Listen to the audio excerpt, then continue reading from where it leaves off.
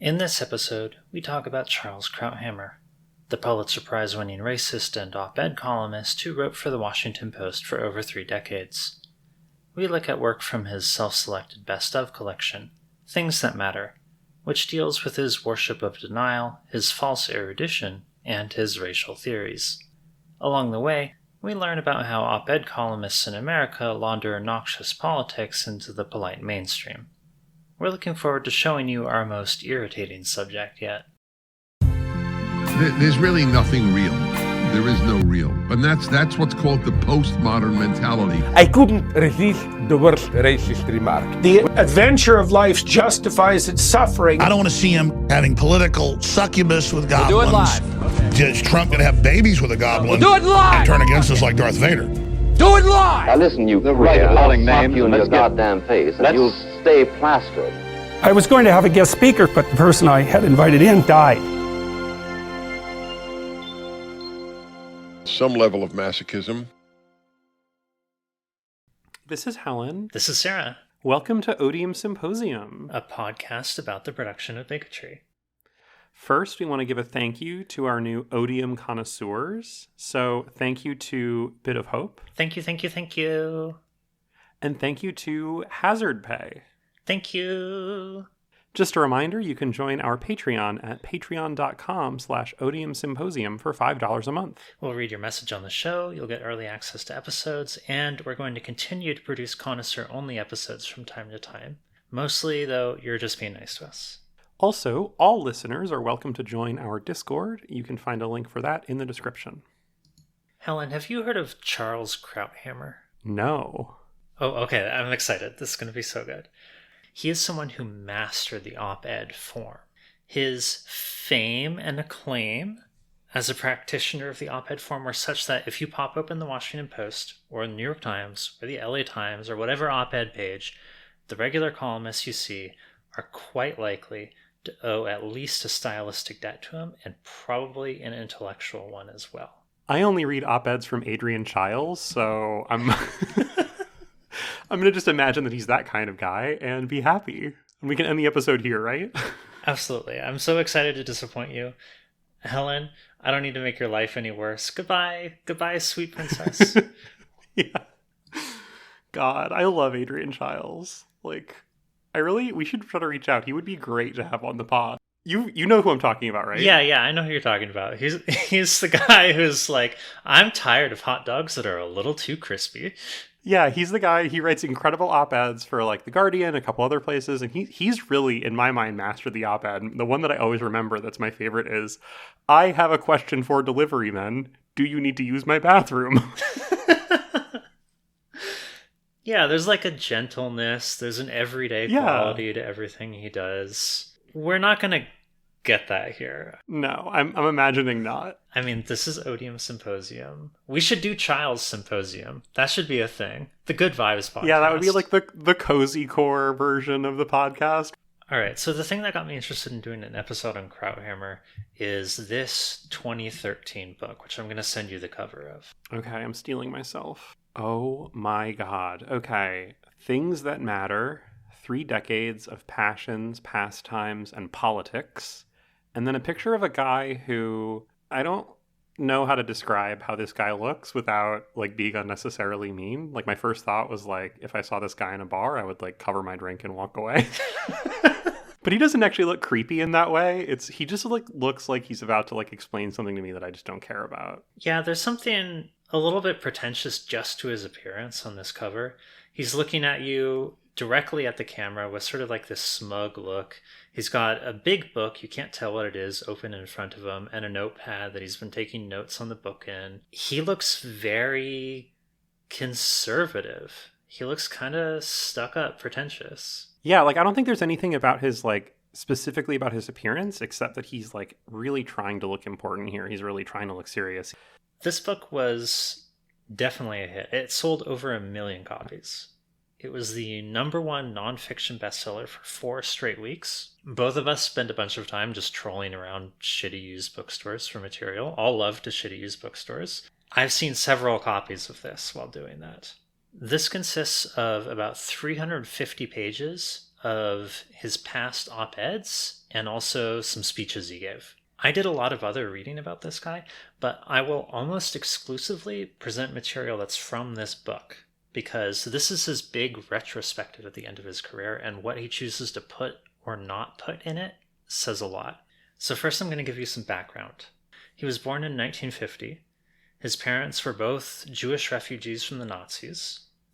I couldn't find much about his mother's background, but she fled from Belgium to New York, and while she was, for some reason, in Cuba, she met Charles's father.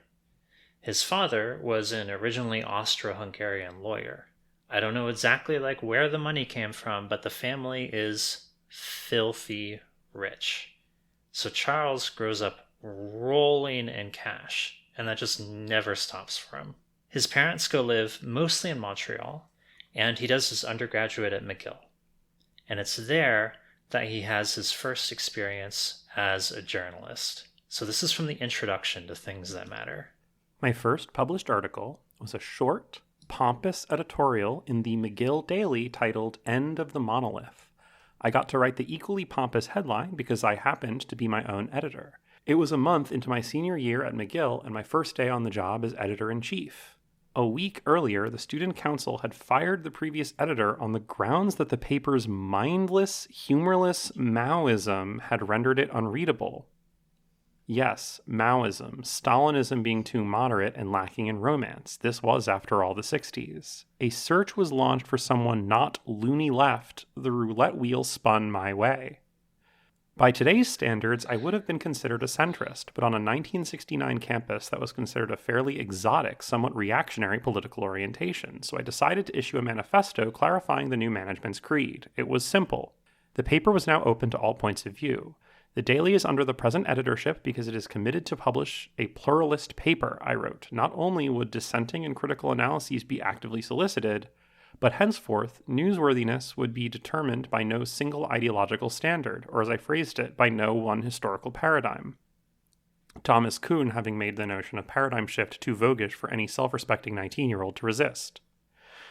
Pluralism was not the most fashionable flag to fly those days, but unlike most of my contemporaries, I never had a Marxist phase, and if I did, it would have lasted no more than a weekend. Undoubtedly a good one, I suspect, because I don't remember a minute of it.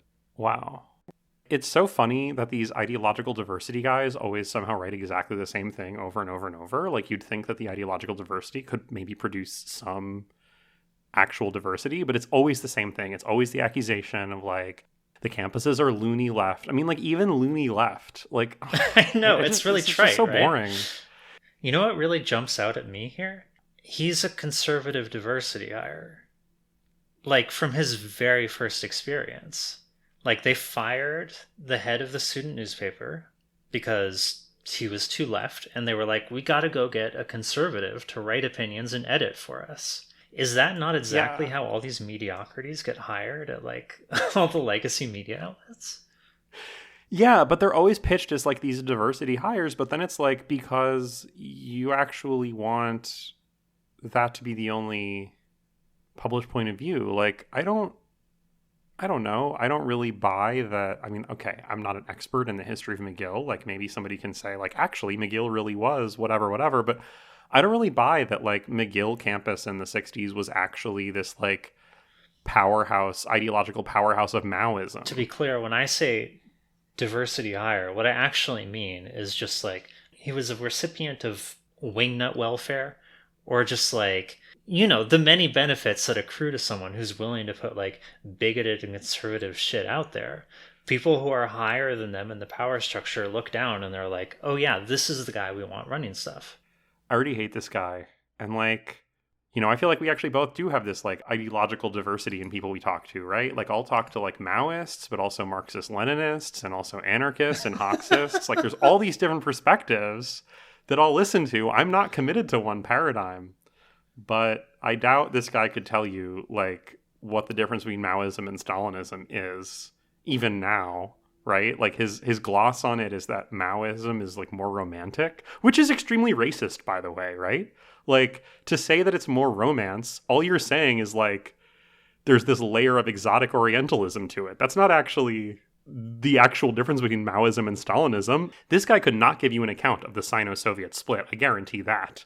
So, yeah, I don't know. Bullshit. I'm calling bullshit on this guy already. I didn't clip it, but he does have an article where he describes the French Revolution, which he's very opposed to, as essentially communist in nature. He doesn't actually say the word communism, but it's pretty clear there's just like one model of a society he doesn't like, and it's communism, just broadly. When he talks about the loony left, he really does mean like the left wing of the National Assembly in the Revolutionary France, right? He goes on a little more to describe how he arrived at his enlightened centrist point of view. This devotion to pluralism reflected my aversion to the politics of certainty so prevalent at the time, and in particular to the politics of the extreme. I had learned that lesson early. At McGill, I witnessed a mass rally to turn the university, then considered by the left a bastion of Anglo-imperialism, into a French-speaking school for the local proletariat. At the head of the march, linked arm in arm, were two men, McGill's most radical Marxist professor and the leader of a neo-fascist anti-immigrant Popular Front. It was for me a seminal moment, visual, tangible evidence of the ultimate convergence of left and right, an object lesson in the virtues of ideological moderation, and my goodbye, if there ever was a hello, to political romanticism. I set my own political course toward philosophical skepticism and political tolerance. That didn't mean splitting differences or straddling some ideological midpoint. It meant viewing certainty with suspicion and acknowledging with both regret and resolve the imperfectibility of man, the fallibility of institutions, and the tragic rather than redemptive nature of history. Okay, I don't want to trust his account of what happened, but this idea of the populist sort of push towards turning McGill into a French proletarian school that's also linked to this anti-immigrant sentiment. Like, I do think that you can talk about the overlap between these kinds of Marxist and these kind of nationalist tendencies. Like, there is something to be studied here, right? It's not necessarily so clear-cut. Yeah, it's a real thing, but I mean, like, one of the lessons you can draw from it is like, yeah, some leftists suck. And notice, by the way, that he's talking about this neo-fascist and this Marxist professor marching together as the fusion between right and left. And implicitly what we're to understand from this is that you ought to condemn the left as well as the right. But the right just starts off sucking ass. That's part of the assumptions behind this whole scenario. And like, yeah. He doesn't reflect on that at all. He doesn't think about that. He's just like, yeah, I see some elements of the left that like reflect what is going to be his side. Oh, that makes the left bad. Yeah, I mean, it's exactly. It's like there's this idea of what he wants to do is totally depoliticize it and just say like, oh, this is about like extremism and certainty, right? And these guys love to talk about how like, oh, it's certainty is really the problem, right? Like, and it's like, no, there are actually some things that I'm certain of, right? And I think that we actually like have to have a politics of certainty about some things, such as, for instance, being like pro-immigrant. Like that is a matter of certainty, right? Like the dignity of human life, that is a matter of certainty, right? Like it's totally empty to just be like, oh, you have to understand like radical uncertainty, right? In some ways, that's the terror of the like postmodern neo-Marxist that these guys are always talking about, is this like complete relativism, right? Like that's actually a really extreme point of view to take such a like everything is uncertain, everything is relative position. But of course, that's not what he means. He just means like, I'm better than these people and I'm smart and cool and these people are stupid and I have a reactionary tendency, but that's because like I'm better than everybody else. So I'm seeing this guy's game. This is the end of his writing career for a while. After he graduates, he goes to Oxford and he studies political theory for a few years, and then he doesn't phrase it this way. He puts it rather loftily. He gets bored. And so he decides, I'm going to go to Harvard Medical School, which he can because he's filthy rich. So he goes. I didn't pack. I left immediately to take up what I was sure would be my life's work, the practical, the real, the indisputably worthy work of medicine. There I spent the next 7 years, a nice biblical sum. Oh my God, fuck. You okay there? Just like huge jack off. Like, oh my God. A nice biblical sum, 4 as a medical student, 3 as a psychiatric resident at Massachusetts General Hospital. Oh my God, psychiatry? Okay. Medicine had not been my first choice. I had long preferred the graceful lines of physics to the ragged edges of biology, but at 16, I'd come to the realization that I didn't have what it took to do important work in theoretical physics, namely genius. Ugh. All right, hang on. I need to pause here. This is by far our most purely annoying subject for the podcast so far. I hate this fucking guy so much. He's so obnoxious. He's so smug. He's so pretentious. A friend in my special relativity class who had come to the same awful conclusion about his own intellectual capacities told me that he was changing his major because he didn't want to end up testing steel for General Motors. The great physicist Max Planck did once tell John Maynard Keynes that he had thought of studying economics but decided it was too difficult. That I take as an exercise in either humor or good manners. Not thirsting to test steel, I chose medicine. I have no regrets. It was challenging and enlarging. I absorbed more knowledge in those 7 years than at any other time in my life, although it did turn out that I wasn't quite the perfect fit for psychiatry either. In my first year at Mass General, I discovered that all freshman residents were required to attend a weekly group therapy session. Seeing this as pointless, I refused. This did not go over well with management. Around week 7, I was called into the department chairman's office. He asked me why I had not been attending.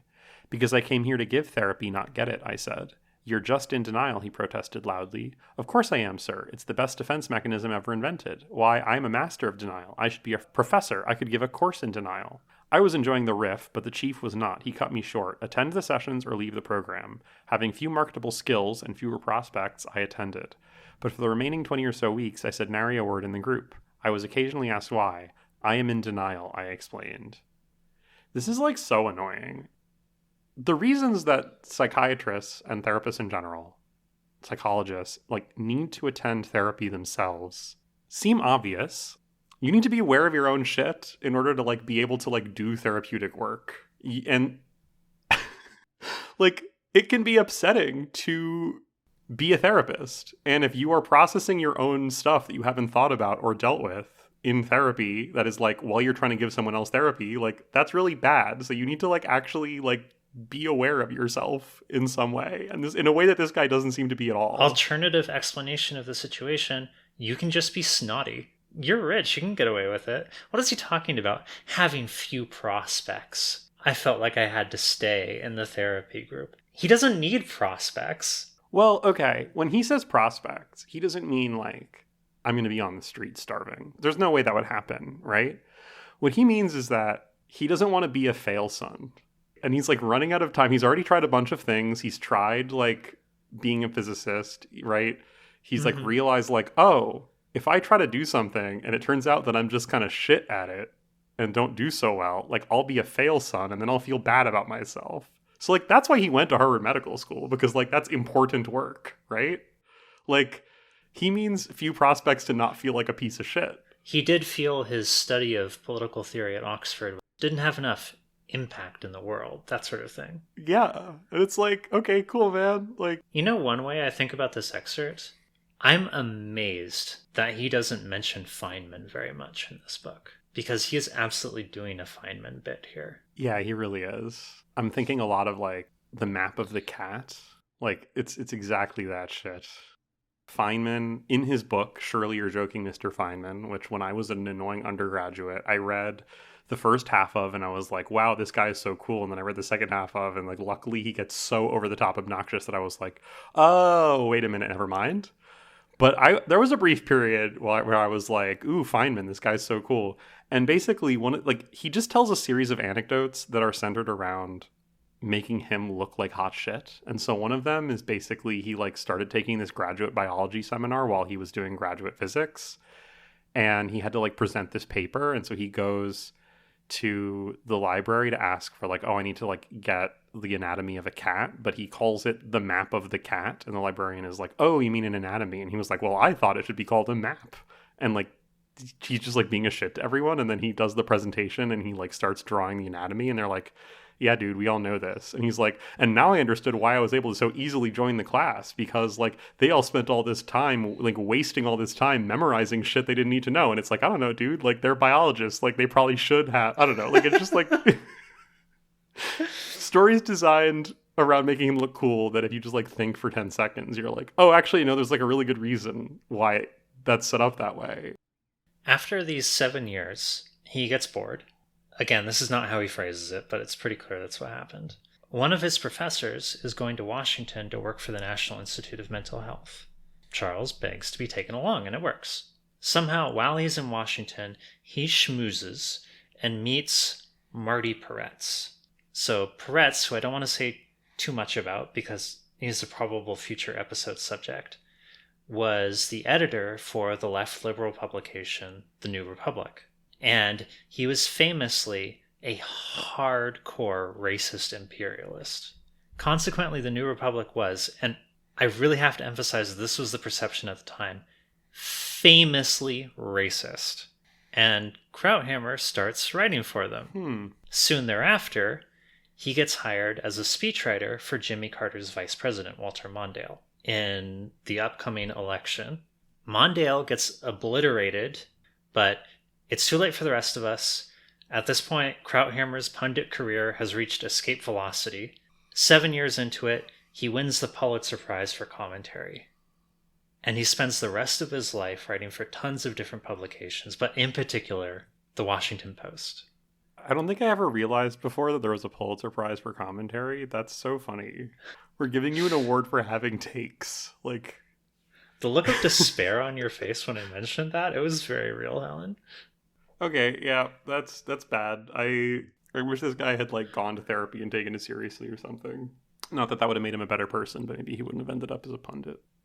Okay, so he continues with this I have no ideological presuppositions business for a while, but eventually it becomes undeniable that the guy is just super right-wing.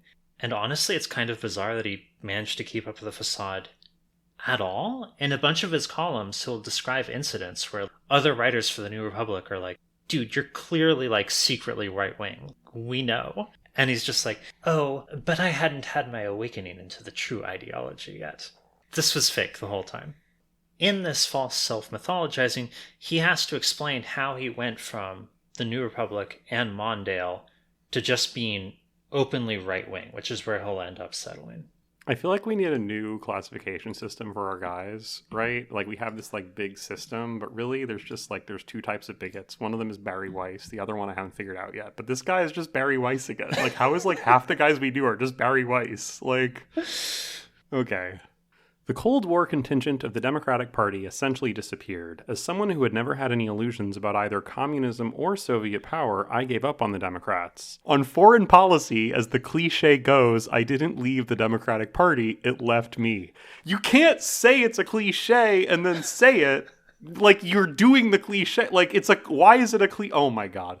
Not so on domestic policy. The Democratic Party remained true to itself. I changed.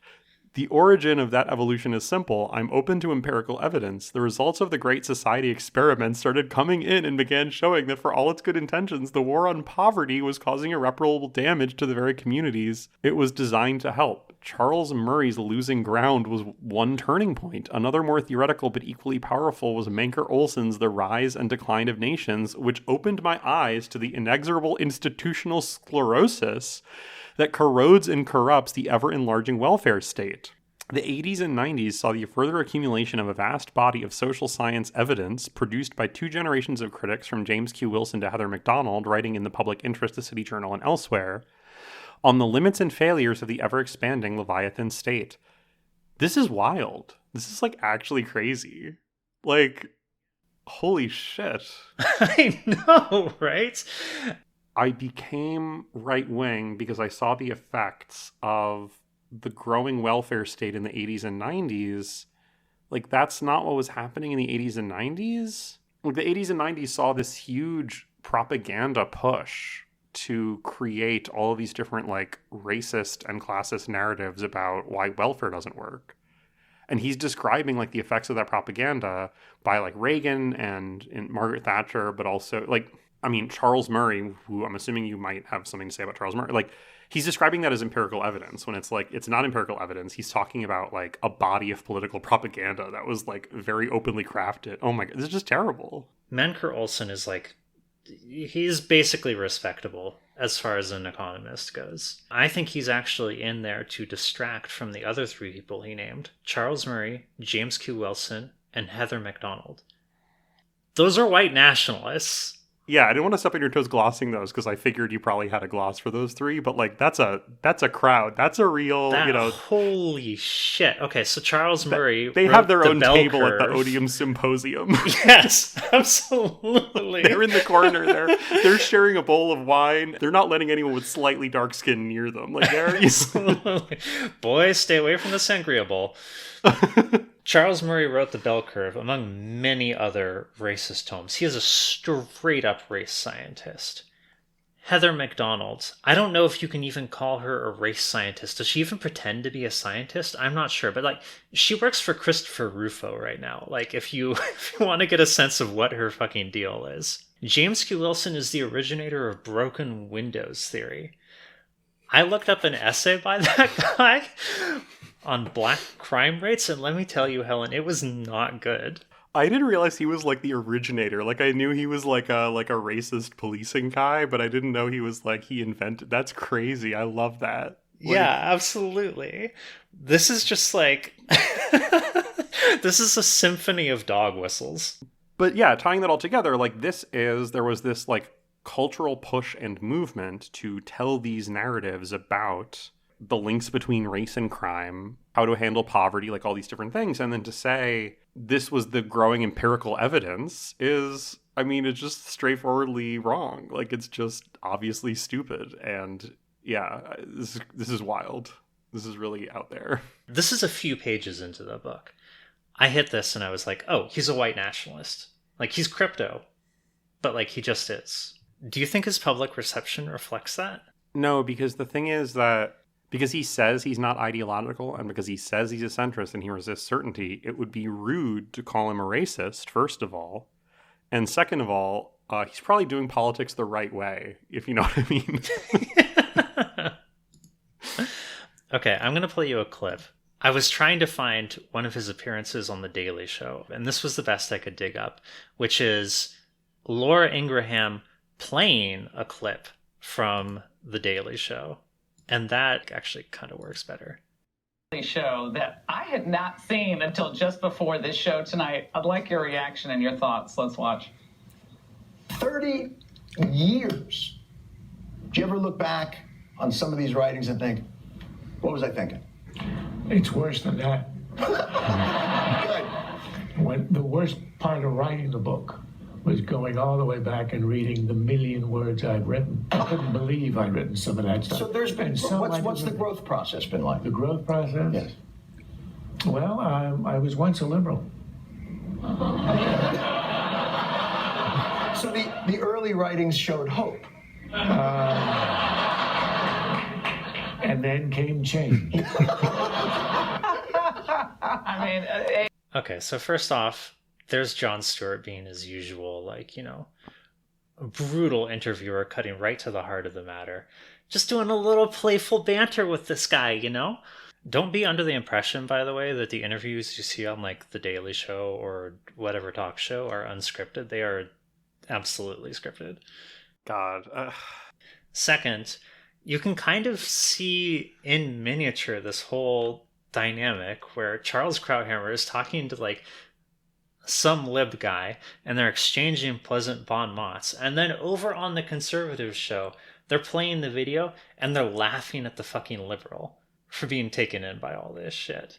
For getting owned by, like, the obvious correctness of this guy's, like, crypto white nationalism. Yeah, it's pretty bleak. But that's what I mean, that's why I was saying, like, oh, the doing politics the right way, right? Like, that's, like, Ezra Klein's line about Charlie Kirk, speaking of just, like, liberals being taken in by white nationalists. But yeah, like this commitment to, like, having a conversation and, like, you know, respectfully, like, being in dialogue or whatever is just, like, it's the Achilles heel of the liberal, right? Like that's the shit they love. It doesn't matter how much you're like, oh yeah, here's a list of racists who I think produced empirical evidence about why we need to, like, lock up all of the black people, right? Like, well, Helen, I hate to tell you this, but liberals actually have two Achilles heels.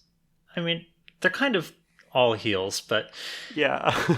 The other one is, I think, suggested a little bit by this introduction.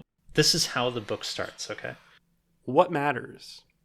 Lives of the good and the great, the innocence of dogs, the cunning of cats, the elegance of nature, the wonders of space, the perfectly thrown outfield assist, the difference between historical guilt and historical responsibility, homage and sacrilege in monumental architecture, fashions and follies, and the finer uses of the F word.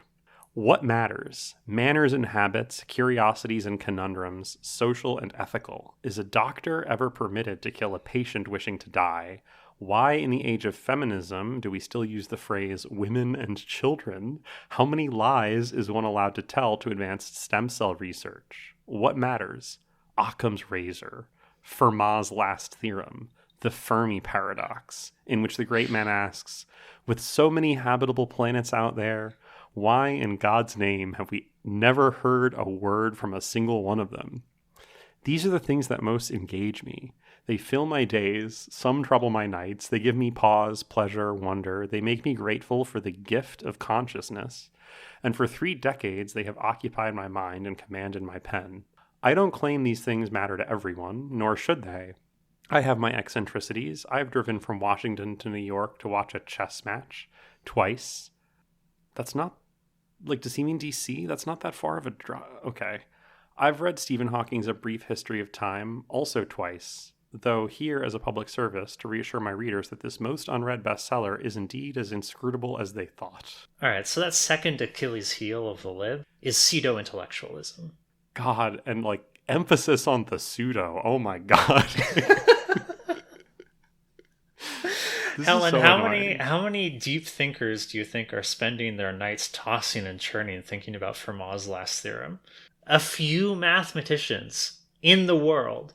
And actually, they're not doing it anymore because Fermat's last theorem has been resolved. But God, there's just like a lot you could say here. He's just so annoying. It's just so frustrating, especially given his like, oh, I wasn't enough of a genius to do physics.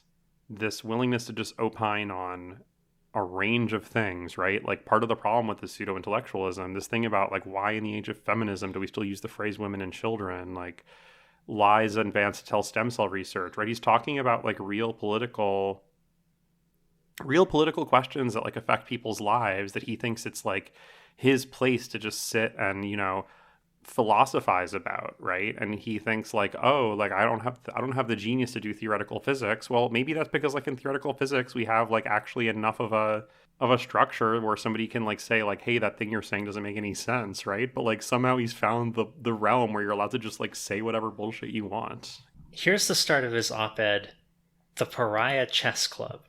I once met a physicist who, as a child, had been something of a chess prodigy. He loved the game and loved the role. He took particular delight in the mortification older players felt upon losing to a kid in short pants. Still play, I asked. Nope. What happened? Quit when I was 21. Why? Lost to a kid in short pants. The Pariah Chess Club, where I play every Monday night, admits no one in short pants. Even our youngest member, in his 20s, wears trousers. The rest of us are more grizzled veterans, numbering about a dozen, mostly journalists and writers, with 3 lawyers, an academic, and a diplomat for ballast. We've been meeting at my house for almost a decade for our weekly fix. Oh yes, the club's name. Of the 4 founding members, 2 were social scientists who, at the time we started playing, had just written books that had made their college lecture tours rather physically hazardous. I too sported a respectable enemies list. It was the heady Clinton years, and we figured that the 4th member, a music critic and perfectly well-liked, could be grandfathered in as a pariah because of his association with the 3 of us. Pariah status has not been required of subsequent members, though it is encouraged. Being a chess player already makes you suspect enough in polite society, and not without reason. Any endeavor that has given the world Paul Morphy, the first American champion who spent the last 17-odd years of his life wandering the streets of New Orleans, and Bobby Fischer, the last American champion who now descended John Nash-like into raving paranoia, cannot be expected to be a boon to one's social status. Wow, there's a lot going on here. I mean, one thing that's kind of sad is like, you can just play chess. You can just like do stuff because it's like fun and fulfilling, and you don't need to like convince everyone that it's this like noble thing that like only genius physicists do, right? Like, I don't know, like we like to have this vision of the like epoch defining genius level, you know, intellect that like sits down and like plays chess, and right, but chess is just like a thing you can practice and get good at if you want to. It's just a game, and you're just like allowed to play games. You can do that. You don't need to be annoying about it. And it's like also wild to be like, oh yeah, you have to be a pariah. Like, also this turn halfway through, oh yes, the club's name. Like, oh, I know you were wondering about that. Like, oh yes, like the club's name. Like, oh, aren't we clever? Like, no, I already was annoyed when you first said it. I knew exactly what you meant as soon as you wrote the Pariah Chess Club where I play. Like, yeah, you've got this huge martyrdom complex. It's obvious. You don't need to then be like, oh, you noticed our little joke. You noticed our little bit of cleverness. Oh ho ho. And it's like, no, like, you're annoying. You're so fucking annoying. You were probably wondering why we called this the Cancelled Pundits Chess Club.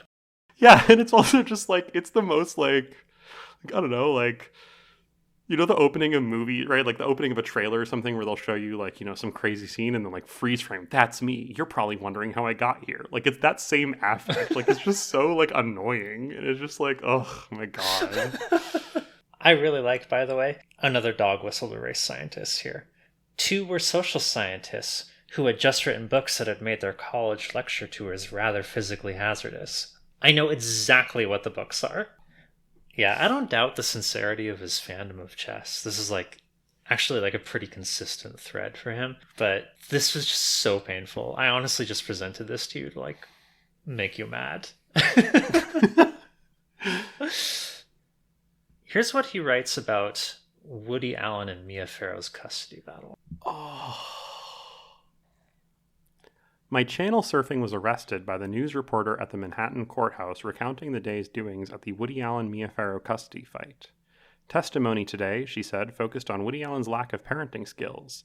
By this she meant that on the witness stand, Allen had admitted that 1, he could not name a single one of his children's friends, 2, had never taken the children to the barber or given them a bath, 3, did not know who their dentist was, 4, had never attended a parent-teacher conference for the son's satchel.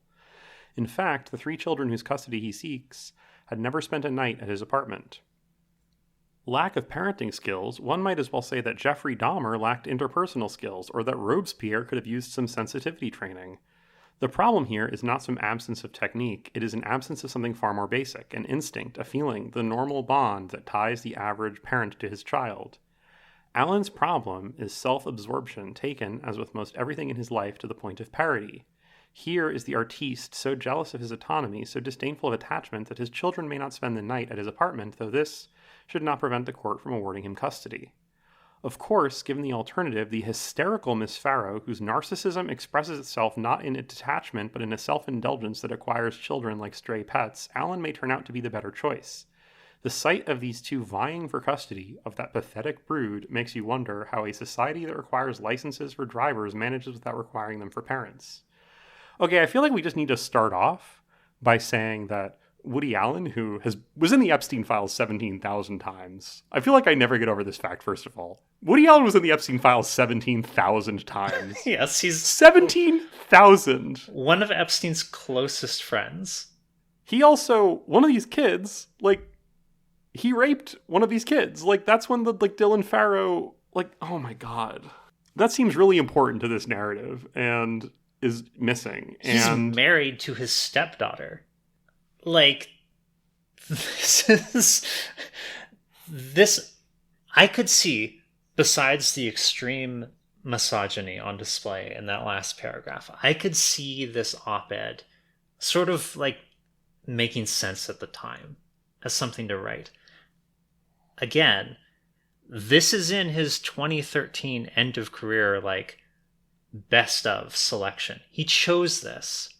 By then he should have been well aware, and I'm sure he was well aware of the reality of what Woody Allen is. Those are like the big things. I also feel like this take on like, oh, Woody Allen is like self-absorption to the point of parody, like also is a misunderstanding of he's confusing Woody Allen the person with Woody Allen like characters that like Woody Allen writes, or like the version of Woody Allen that exists in like Woody Allen's sort of surreal stand-up comedy.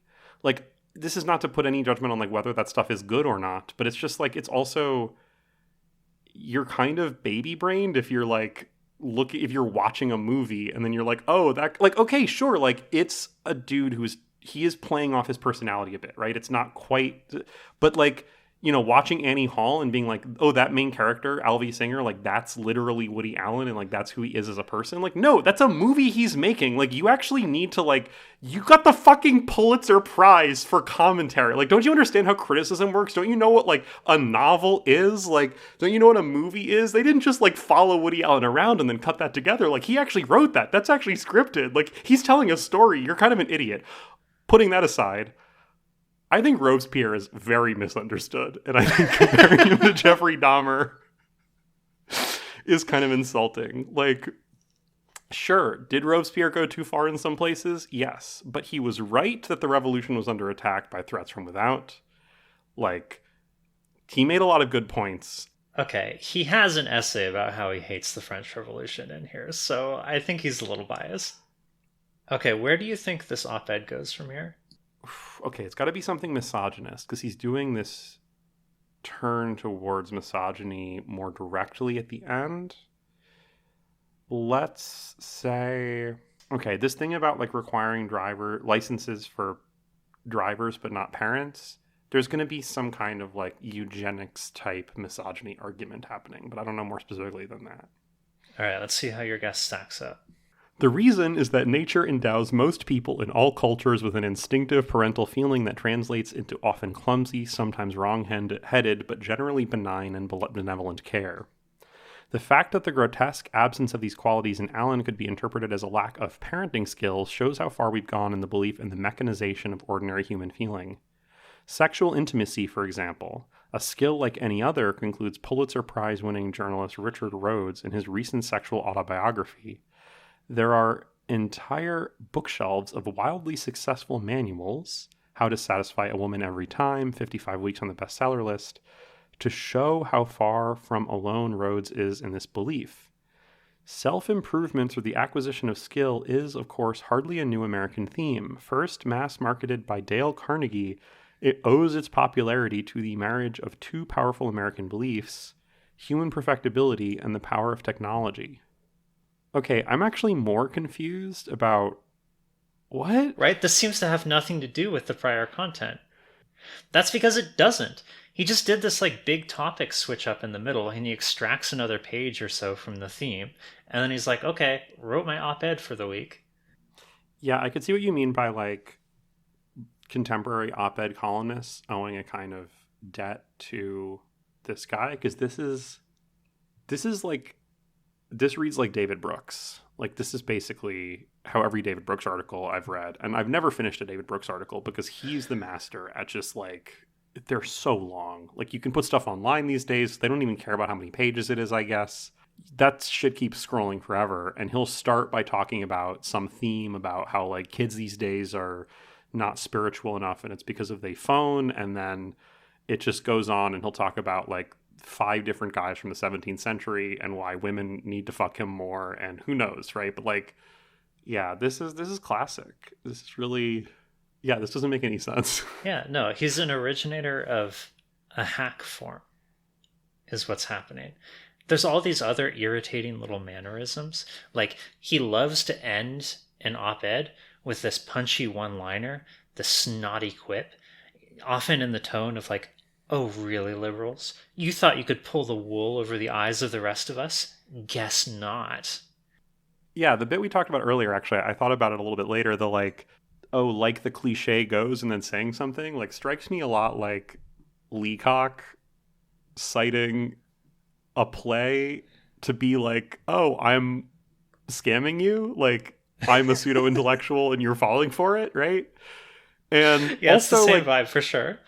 That little button at the end of the Jon Stewart interview of like, or I mean, the clip that we saw at least of like, oh, you used to believe, your writing used to have hope. It's like, and then came change. Like, haha, like hope and change are like the Obama year things. First of all, like, incorrect. Like, okay, it's a joke, whatever, but like incorrect on the timeline. According to his timeline, he's saying that his true ideology started in like the 80s and 90s, not during the Obama years. Also, like, kind of racist. Like, I don't know. Like, if your objection to the Democrats started in the Obama years, like, there wasn't really a big ideological change in the Obama years, other than they elected a black guy. Like, I don't know. Like, it's... Yeah, I'm getting a picture of this guy as a hack and a racist. And I really just don't know. Do you have any more of this article? Are we going to get a sense of like, does he have a thesis statement? No, he's just rambling. There's no thesis statement. Yeah. Okay. He's cool. just padding Incredible. out column inches. Amazing. All right. This is from the acknowledgments at the end. Special thanks to my editors at the Washington Post, Meg Greenfield and Fred Hyatt, the most admirable, fair-minded journalists one could possibly know, who have given me liberty for decades to write what I want. And to the Grahams, Catherine and Don, for their generous friendship and unwavering support. In 28 years of writing for the Post, only once did I receive a call about something I was about to publish. Sometime in the 90s, in a fit of linguistic provocation, I used the adjective gay as a synonym for happy. Meg called me the night before publication. I knew exactly why. So I couldn't slip it by you, could I said before she could get past hello. Nope, she laughed, you're about 10 years late. Having no particular enthusiasm for reviving this anachronism beyond making mischief, I put up no argument, nor were there any ever after. People still use gay as a synonym for happy. Like that so like that story doesn't hold up. Like, oh, Helen, that's not what happened. What happened is that he called someone he didn't like gay in an article, and he had the excuse pre-planned that he was going to say, oh, I just meant it as in happy. Just like every obnoxious high schooler tries to get away with calling someone gay. And then his editor was like, don't do this, you fucking child. And that's the only pushback he got in his entire career. It's nice to know that we have like liberal institutions that can do something, right? They saved us. In the end, they saved us. Democracy could have died in darkness, but instead we've got the halogen lamps on it. Yeah, exactly. God. All right, now we need to get into his views about Israel. Do we need to? I suppose if that's what's on the schedule, then we have to do it, but... Let's get there via Nixon. The inner man who cares. As Bob Woodward likes to say, he is the gift that keeps on giving. Richard Nixon, that is, and an endless source of amusement he is. We have all been having a great chuckle listening to Nixon again. More tapes, more titillation, most notably his ranting and raving about Jews. Quote, generally speaking, you can't trust the bastards, etc. As a Jew, I have been asked several times about these revelations. I am entirely unmoved. First, I wonder how anyone would fare who had an open microphone in his office for 3,700 hours running. Second, Nixon was suspicious and paranoid about everyone, so what else is new? Third, and most important, I don't really care what a public figure thinks. I care about what he does. Let God probe his inner heart. Tell me about his outer acts. And what were Nixon's outer acts vis-a-vis Jews? Well, in 1973, he saved Israel from possible destruction with his massive weapons airlift during the Yom Kippur War. He even put the U.S. military on worldwide alert to keep the Russians from intervening on Egypt's behalf. Absolutely just an atrocious... This is so revealing about, like, the role of Israel. So let's take this, like, bit by bit. First of all, you could have a microphone. I mean, I don't want someone to, right? But if somebody were to record a microphone and like follow me around and everything I said, I just wouldn't say, you can't trust the bastards. Like, I am willing to come out and say, like, I would never say something that bad because I just don't, that's not a thing I believe. So this, like... Don't you understand that everyone is secretly as bigoted as me, a bigot? Exactly. Like, I can think back to things personally that I'm like, oh, I regret saying that, or I was wrong on that, but like none of them get close to, generally speaking, you can't trust the bastards, which is an insanely bigoted thing to say. Also, saying that out loud is not an inner heart, it's an outer act. Saying you can't trust the bastards is an outer act. This is like one of my long-running objections to, like, people like to talk about how they have, like, internalized misogyny or internalized racism when they, like, say something and they didn't process in their head that, like, that thing they thought was really misogynist. And it's like, it's not internalized if you're doing it externally to someone else. Like, that's not what that means. That just means you don't want to be held responsible for it, right? So this whole dodge of, like, the inner heart is so stupid. Nixon shut down. You do not have internalized anti-Semitism. Exactly. Leaving that aside for a second, like, this has been the role of...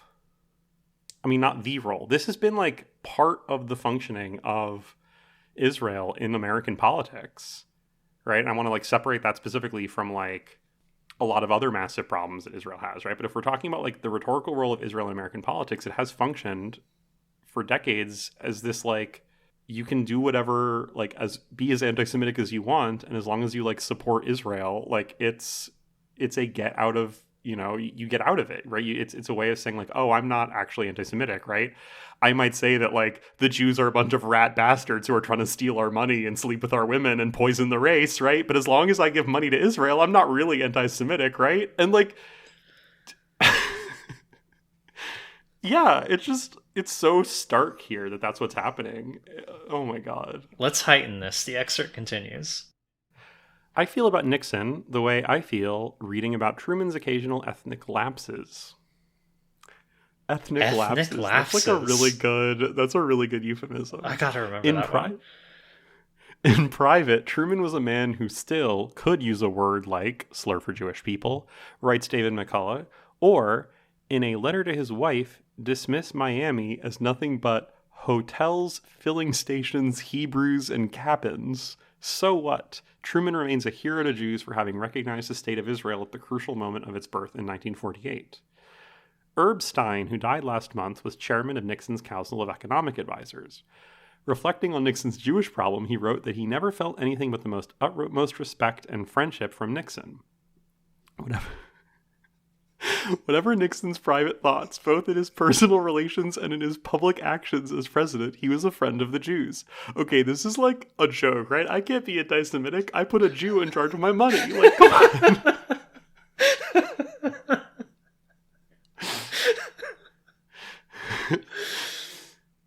It is part of the trivialization of politics that we give endless attention to the inner life of the politician, his private thoughts, his inner demons, at the expense of his outer life. I cannot, for example, imagine Pat Buchanan ever saying, even in private, anything as nasty about Jews as did Nixon. But the public Pat Buchanan goes around fanning hatred for Jews with his sly and not-so-sly allusions to Jewish power, Jewish influence, Jewish disloyalty.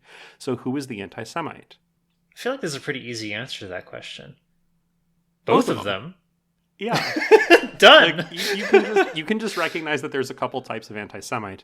But yeah, I mean, I guess, like, crucial here is that I don't think, right, like, there is this axiom that a lot of contemporary American Jews sort of just take as given, that the existence of Israel as a Jewish state is like necessary for the safety of Jews. And like, this is something that we've been like talking about how to do an episode on for a while, and like talking about Zionism as a concept in general, and like, how do we fit this into an episode? Because there's a lot to talk about and it's pretty bad. So without getting into like a whole conversation about Zionism, right, in this narrative where like supporting Israel is like actually supporting the Jewish people in some way, like this is the argument he's making. It's just that actually supporting Israel is like not supporting the Jewish people, and it's actually like supporting this racist project.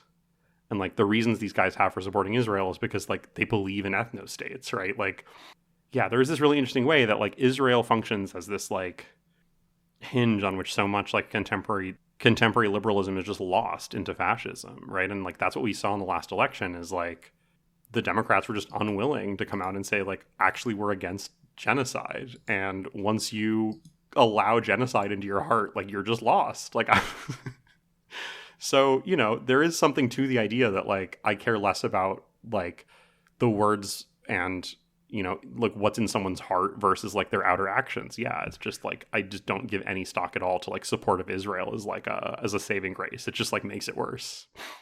This guy is an Israeli propaganda machine, and unfortunately that is the least of his influence on foreign policy. There's a number of things I could cite here, but I'll pull out two. First, in 1990, he gives a speech called The Unipolar Moment. And the thesis here is that, well, the Soviet Union has just collapsed. And everyone is thinking, okay, we're going to have the rise of various great powers, and the world is going to be multipolar, and there's going to have to be a balance of powers like existed in the early 20th century. But, he says, what if we can manage to keep the world unipolar for a while, and use that time very aggressively to spread our values, democracy, and so on, by being the world police? This is like, we have Fukuyama end of history at home, except like Fukuyama's end of history is also stupid. So it's like the stupid version of something that already sucks. I just want to annoy you by giving you a little excerpt from the speech. Oh God, oh no, I'm already reading ahead. I shouldn't read ahead. We are the unipolar power, and what do we do? In August 1900, David Hilbert gave a speech to the International Congress of Mathematicians naming 23 still unsolved mathematical problems bequeathed by the 19th century to the 20th. Had he presented the great unsolved geopolitical problems bequeathed to the 20th century, one would have stood out above all: the rise of Germany and its accommodation within the European state system. Similarly today, at the dawn of the 21st century, we can see clearly the two great geopolitical challenges on the horizon: the inexorable rise of China and the coming demographic collapse of Europe, both of which will irrevocably disequilibrate the international system. That's kind of amazing. Like, okay, I've got two problems. One of them is that I'm racist, and the other one is that, well, it's also that I'm racist, but it's like a slightly different flavor of that, right? Like, the sleeping dragon is waking, and our falling birth rates are threatening the future of our white children. How many words is that? I think I need to get it down into 14 somehow. Yeah, so we get the obnoxious pseudo element again. And especially I want to focus on that last thing you mentioned, which is the, quote, demographic collapse of Europe argument. He's being a eugenicist there. That's what's happening. I think the most sympathetic versions of saying, like, we need to pay attention to fewer births happening, whatever, are like, with an aging population, you need, like, healthcare system, whatever, blah, blah, blah, right? Like, there's people who talk about this, but, like, the phrase demographic collapse is, like, it's so telling, and it's so... Let's tie that back into the previous topic. In 1950, there were 5 million Jews in the United States. In 1990, the number was a slightly higher 5.5 million. In the intervening decades, overall U.S. population rose 65%. The Jews essentially tread water. In fact, in the last half century, Jews have shrunk from 3% to 2% of the American population. And now they are headed for not just relative, but absolute decline. What sustained the Jewish population at its current level was, first, the post-war baby boom, then the influx of 400,000 Jews, mostly from the Soviet Union. Well, the baby boom is over, and Russian immigration is drying up. There are only so many Jews where they came from. Take away these historical anomalies, and the American Jewish population would be smaller today than yesterday. In fact, it is now headed for catastrophic decline. Stephen Boehm, director of Jewish Communal Affairs at the American Jewish Committee, flatly predicts that in 20 years, the Jewish population will be down to 4 million, a loss of nearly 30% in 20 years. Projecting just a few decades further yields an even more chilling future. Chilling. How does a community decimate itself in the benign conditions of the United States? Easy. Low fertility and endemic intermarriage. Okay, yeah, that one took me a second because I saw endemic intermarriage and saw red. I heard the Kill Bill siren in my head. The disease of intermarriage. So what if there are only 4 million Jews in America in 20 years? Why is that bad, right? Like, if you could tell me a story about there's going to be a decline in the population of Jews because there's persecution or there's an attempt to eradicate Jews, right? Like, if you wanted to point to, like, discriminatory pressures that are actually leading, you know, that are things we should address, and then you want to say that those exist, and right, you right, but this is actually extremely racist to be like, oh, endemic intermarriage is like causing, right, like, you're literally, this is just race science, like, you're doing race science, and you're doing Zionist race science, yeah. Oh, but Helen, there is pressure. There is cultural pressure. Is it not risky to assume that current trends will continue? No, nothing will revive the Jewish communities of Eastern Europe and the Islamic world, and nothing will stop the rapid decline by assimilation of Western Jewry. On the contrary, projecting current trends, assuming as I have done that rates remain constant, is rather conservative. It is risky to assume that assimilation will not accelerate. There is nothing on the horizon to reverse the integration of Jews into Western culture. The attraction of Jews to the larger culture and the level of acceptance of Jews by the larger culture are historically unprecedented. If anything, the trends augur an intensification of assimilation. It stands to reason, as each generation becomes progressively more assimilated, the ties to tradition grow weaker. as measured, for example, by synagogue attendance and number of children receiving some kind of Jewish education. This dilution of identity, in turn, leads to a greater tendency to intermarriage and assimilation. Why not? What, after all, are they giving up? The circle is complete and self-reinforcing. Consider two cultural artifacts. With the birth of television a half-century ago, Jewish life in America was represented by the Goldbergs, urban Jews, decidedly ethnic, heavily accented, socially distinct. 40 years later, the Goldbergs begat Seinfeld, the most popular entertainment in America today. The Seinfeld character is nominally Jewish. He might cite his Jewish identity on occasion without apology or self-consciousness, but even more important, without consequence. It has not the slightest influence on any aspect of his life. The dude can't understand media. Like, we're going to get to the insane race science here, but I guess, okay, you could view Seinfeld as like the fact that Seinfeld is himself kind of an everyman figure in some ways in the show, and the fact that that can be Jewish, and right? Okay, I guess, whatever.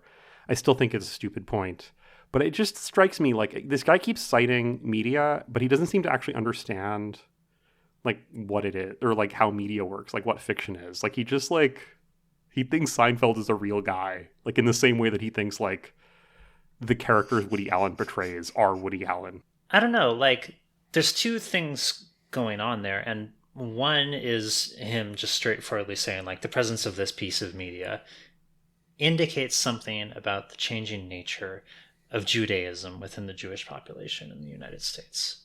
Okay. Whatever. I agree with you that I don't think that's a very strong argument. The other thing he's saying is, I have a line for who is and really is not Jewish.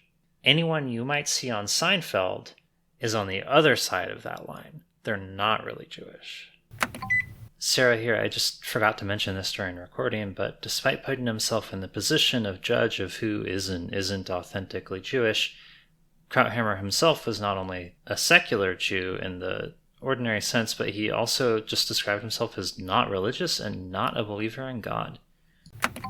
Also, this line about like Jews have never been more assimilated is not really true. There are quite a lot of examples of like Jewish communities around the world, I mean, including in Europe and including in Germany, like in the 1920s. And there are quite a lot of stories of people who were like rounded up by the Nazis for being Jewish, who had like previously never really thought of themselves as Jewish. Like, this is not a new phenomenon. Bizarre. We need to protect the Jewish race in this way. Like, it is just race science. It's Zionist race science. It's exactly the kind of thing we see where like Zionism is just like doing ethno-nationalism, but somehow it's woke because you're doing it for Jews. Helen, do you remember a while back we saw this program for newly married couples where one of them had been raised Jewish and the other hadn't? It was called Togethering. Oh my God. And the deal is you get a subsidized vacation where they teach the two of you about being Jewish together. Yeah. After reading this, I understand the purpose of that program. I understand why that program specifically exists. It's an attempt to push back on exactly this endemic intermarriage, quote, problem, end quote. Okay, his second big foreign policy impact that I want to pull out here is illustrated by an article he publishes on September 12th, 2001. I'm not going to excerpt it, but it's an op-ed calling for an immediate declaration of war on Afghanistan. He is one of the biggest and most important boosters in the world for both Bush wars. And it is not until 2011 that he manages to suck it up and declare the Iraq War a disaster, although then he claims it's only because of Obama. And even then, he writes an op-ed, which is not in this collection, entitled Overreaction to 9/11 Attacks? Not a Chance. And in it, he argues that the war has cost only $1.3 trillion, or, quote, less than 1/11 of the national debt, end quote. So he very much belongs to this rich neoconservative tradition of just like pushing us into fucking disasters like the Iran war that has just ended, hopefully, as of this recording, and then just absolutely refusing to admit that you fucked everyone, that you killed a bunch of people, that the whole thing was pointless and miserable.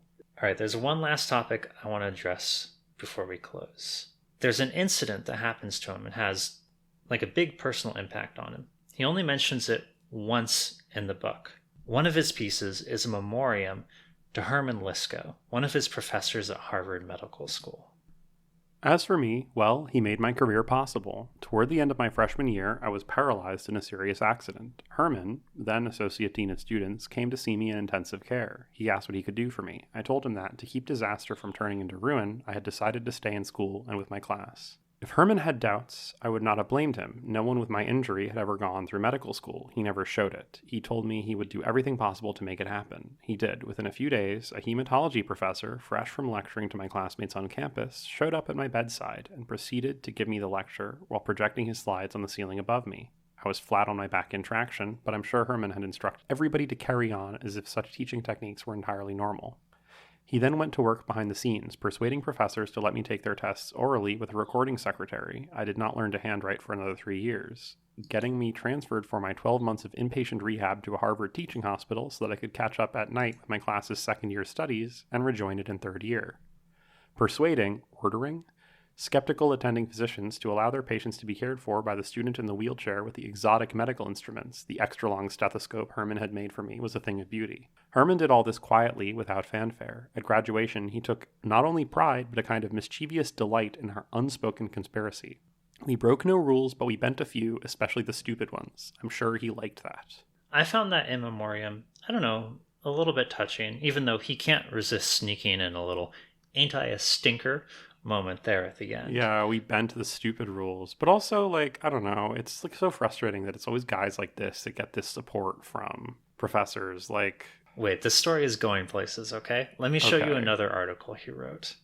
Even as President Clinton officially opened the Franklin Roosevelt Memorial last Friday in Washington, the great controversy raged.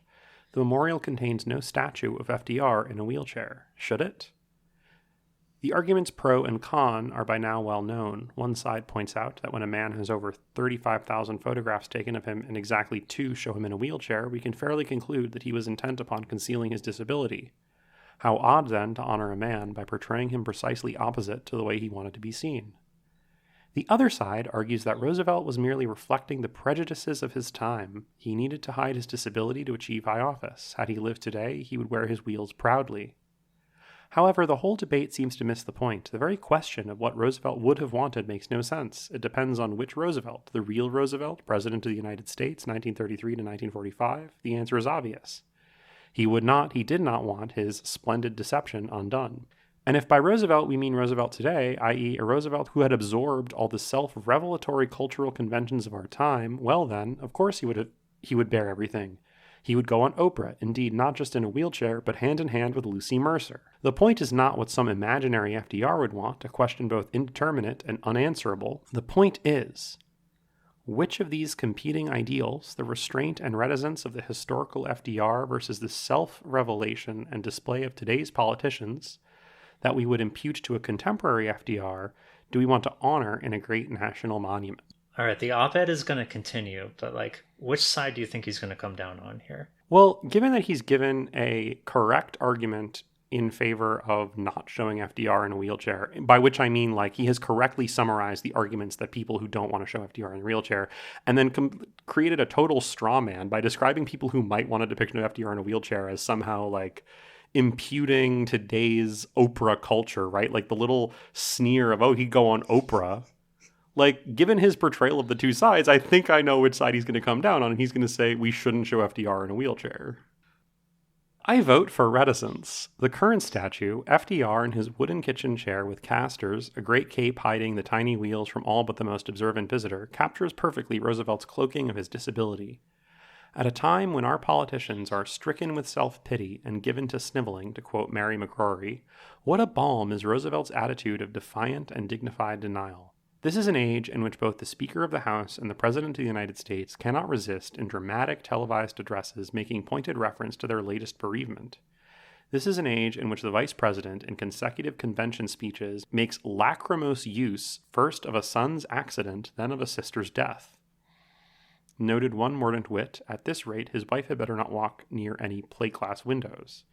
In such an age, we can use the example of a man who through 4 presidential terms dealt with the agony of a nation while keeping his own agonies to himself. In an age in which every celebrity finds it necessary to bare his soul and open her closet, we need a monument to a man who would have disdained such displays. why even poor Bob Dole found himself going up and down America for months talking about how reluctant he was to talk about the war injuries he could not stop talking about. Okay, open her closet? Sorry, what does that mean? Honestly, I don't know. It might be some kind of like MTV reference, like we went into a celebrity's closet and look what we found.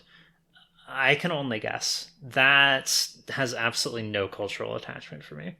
I was wondering if it was some like coming out of the closet thing. It might be. But either way, like that doesn't really matter. Like let's give him the benefit of the doubt that he's not also just being insanely homophobic here. It doesn't really change the fundamental objection, which is this is just stupid. Like this is just really stupid. And it's, in contrast to his depiction earlier of how much it was important to his career that someone took seriously that even with physical disability, he would be able to like succeed. What is it he said in the previous thing? Like, no one with my injury had ever gone through medical school, right? Like, and what he demonstrated is that like such things are possible, and what it takes is like the support of the people around you. And the point of showing FDR in a monument in a wheelchair wouldn't be like to make some hypothetical FDR happy. Like he's dead. The point would be to try to like create a society in which having disability isn't a curse the way that it is in like society today. And he's correct that this like cynical use of personal trauma as a kind of way to try to portray yourself as heroic or noble is bad. It is pretty psychopathic to talk about the vice president milking his sister's death, by the way. Yeah, Noted one mordant wit. His wife better not walk near any plate glass windows. Holy shit, dude. Do you hear yourself? Did any of your editors hear you? Okay, this is going to continue, and this is going to continue to get worse. And again, this is in his self-selected best of. Yeah, I guess before I read the next thing, I'm thinking, right, of Biden did make, knowing how to handle family, right, having had family members die and having lived through these tragedies, he did kind of cynically portray this as uniquely positioning him to heal America. This was part of the Biden messaging, and in a way that I did find pretty gross. I think it's perfectly legitimate to describe how personal tragedies in your life have informed your ability to experience compassion and to create compassion in others. My issue with Biden was more that that wasn't real. Yeah, no, that's what I mean by that stuff. Yeah, what I mean by cynically using that is to then go on and have the politics that he did. He's trying to sort of portray it as if he has this compassion, and then he's just not actually doing that in any meaningful way, right? But yeah, I agree, and I think that would be the criticism, not oh, you should go back to having the same politics as Biden, but just never talk about that other shit, right? We shouldn't want our politicians to be compassionate is basically his claim here. Such is the style of the 90s. Fine. But who dares argue that it can match Roosevelt's for nobility? It is not just that we have no right to impose our sensibility on Roosevelt, we should be ashamed to. Leave Roosevelt out of a wheelchair, but not by saying condescendingly, well, he lived in a benighted time, let's make a concession to the attitudes he had to accommodate. After all, Roosevelt's deception did not reflect the attitudes just of his constituents. It reflected his own attitude to his disability. It is not just that he never discussed his paralysis with the voters, he never discussed it with his mother. The critics say that to fail to portray FDR in a wheelchair is to give in to his false, i.e. non-modern consciousness about disability. On the contrary, it is to celebrate his ethos of bold denial. Remember when he was celebrating denial in the introduction? Denial is not in great favor today. It is considered unhealthy and almost cowardly psychic constriction. The mantra today is that all must be dealt with, talked out, coped with, opened up, faced squarely. This may work for some, but it has become something of a religion, and if its priests are so correct about the joys of catharsis and the perils of denial, how do they explain how the champion denier of our century, Franklin Roosevelt, lived such a splendid life? Roosevelt's denial of his disability was more than just a denial of crushing adversity, more than a jaunty, smiling, damn the torpedoes refusal to dwell upon, indeed fully acknowledge his physical reality. It was a denial of self, a strange notion for us living in this confessional age, when self-exploration, self-expression, self-love is paramount. Roosevelt's life had a grand outer directedness. He was not searching for the inner Franklin. He was reaching for a new America. It was the outer Franklin he cultivated, and it is that Franklin, the one who saved his country that we honor and remember. At a time like ours, where every cultural cue is an incitement to self-revelation, we can use a solitary monument to reticence. Leave FDR as he is. This doesn't make any sense, though. Like, FDR was president in 1933 to 1945. That's after they invented interiority in 1914. We know. Why are these, like, right-wing guys always trying to insist that, like, up until very recently, like, people didn't have a concept of the self? It's because to them, self-regard and so on, all these expressions they use are really euphemisms for escape from the heel of the hierarchy. Yeah. So just for the listener who's not, like, keyed into, like, all of the specific, like, online brain rot that, like, is constantly running around in my head, like, the reference I was making before is to an interview recently where Mark Andreessen said, like, before 1914, no one had any, or was it 1904? Before Freud, certainly, no one had any interiority, right? And, like, this insistence that, like, what made the guy who founded Walmart great was that he didn't wake up every day and think, like, oh, and, you know, I'm worrying about myself. He just went out there and he kept building Walmart, which is, like, also very funny that that's, like, just a button. You just flipped the build Walmart button on every day. But it's another element of Time Washing Machine to see him talking about this in the 90s, because this is also something people say is, like, uniquely a Gen Z thing and then uniquely a Gen Alpha thing of, like, the narcissism, right? Like, every generation says that the generation below is, like, the narcissistic generation, right? This was said about the baby boomers as well. I don't know. I feel like it's probably actually important for someone who might feel lost, or, you know, someone who's, like, dealing with the fact that they're in a wheelchair and, like, you know, whatever. Like, I'm just thinking about, you know, okay, let me give this more personal context. So I have type 1 diabetes. I was diagnosed with type 1 diabetes when I was 15 years old, and this was a really scary experience. And it was actually important to me at the time to know that other people had it and, like, gone on to, like, be successful and live, like, successful lives and do the things they wanted to do. And, you know, some of the people that everybody was telling me, like, oh, did you know so-and-so had diabetes, like, were not that inspiring. Like, everybody at all the pediatric diabetes clinics wanted to tell me, like, oh, did you know Nick Jonas has diabetes? And I was like, just kill me. I don't want to be Nick Jonas. But, I mean, at the same time, like, yeah, that was good to know. Like, it's not for FDR. FDR is dead. This isn't his grave site. This is... You're just totally missing the whole point. And this idea that really Roosevelt is this champion of denial, like, that also doesn't make any sense. Helen, do you want me to make all of this make sense? I'm so excited to show you the picture that is at the top of his New York Times obituary. Okay. Wait a minute. Okay, so this photo, which was included in his obituary, is him in a wheelchair. Now, I want to emphasize, I kept this secret from Helen, but I didn't just do that because I desired to use this guy's disability as a twist. He did this too. Do you remember that interview we watched? There was no wheelchair, right? He did countless appearances on TV, gave speeches, all that sort of thing, and it was a precondition that his wheelchair not be visible. He doesn't discuss being in a wheelchair in his column. He never wrote about the Americans with Disabilities Act, the foundation of legal protections for disabled people in the US. He kept this a secret in exactly the way that FDR did. When he's writing about FDR, he's writing about himself. But he thinks he's not writing about himself because he's practicing denial. Yeah, exactly. You get it. You see how all this ties together. God. And I found all these columns by people who were like, oh, he was an inspiration to me as a disabled journalist, but to be honest, for some reason I had to go look up what disability he had. I didn't even know. Or like, I found an op-ed on a website for people with spinal damage talking about how sad it was that he'd kept this concealed his whole life, and making exactly the point that, you know, he could have helped people by being visible instead of concealing all this.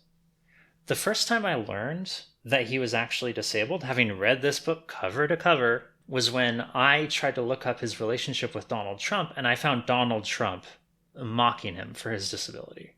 That makes his misunderstanding of the argument for depicting FDR in a wheelchair like much sadder, because it's not the just generic conservative impulse to just not bother to learn it, right? Like I would expect from, William F. Buckley writing about this, like how did he come to this position on like what the people on the other side of the debate want? Well, he just didn't bother to really think about it and just like, oh, they probably think some stupid shit like this, right?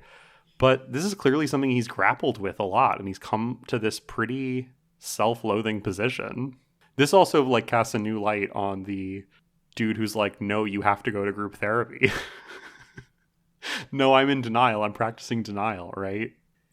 Okay, but like cherry on top of that, extremely funny for the New York Times to then run his obituary with a picture of him in a wheelchair, where the wheelchair is extremely visible. Like, but also, like, that's the one thing where I feel like, okay, I actually do think I do think that's in bad taste to do that. Like, an obituary, right? I don't know. Like, there's a difference between, like, I do think an obituary is a place where you should probably think about, like, what does the person who's dead actually want or, like, would have wanted, right? As opposed to the monument to FDR that we're talking about, right? So, extremely funny that the New York Times just managed to do it again. Just the worst to ever do it. Like, oh my gosh. What a newspaper. I don't know. I look at this photo and it makes me so sad.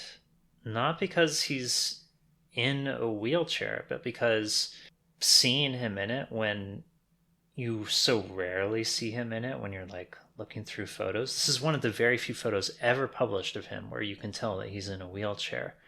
Like, it gives him a sense of vulnerability. It makes me think about the inner pain that he must have experienced through decades of studiously hiding this. Yeah, but he doesn't want us to think of it as inner pain, so I'm going to move quickly past that and go like, yeah, this guy's a dipshit chud. You want to do FAG ratings? Let's do FAG ratings.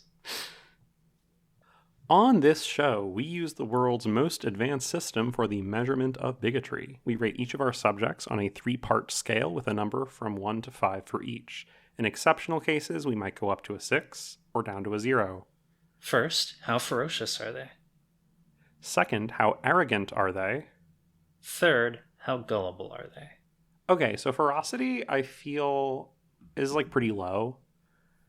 I don't get the sense, I mean, like, he's a race scientist, so I'm not saying that he's not ferocious, but he doesn't seem to have really, well, I guess you said he did boost, like, going to war in Iraq and Afghanistan. Like, he's got a pretty bloodthirsty politics, but he just seems like a little too lazy to have really, like, put up big numbers in ferocity, if you know what I mean, right? like I'm thinking like a 2. I think I'll go for a 3 based on the vociferous support for Israel and specifically Israel's oppression of Palestinians. Okay, arrogance has got to be a bit higher. I don't think I can actually go up to a 5 because I definitely don't think a 5. I think there's too much insecurity to him. There's a good amount of insecurity, which like that can be contributing to arrogance, but I think also like he was an op-ed columnist. It's a little bit of a goes with the territory type situation. Like, I think he gets to a 4. I think I'm going to go with a 3. There's just so much self-doubt I see in him. So gullibility, each of our subjects has a role in the production of bigotry.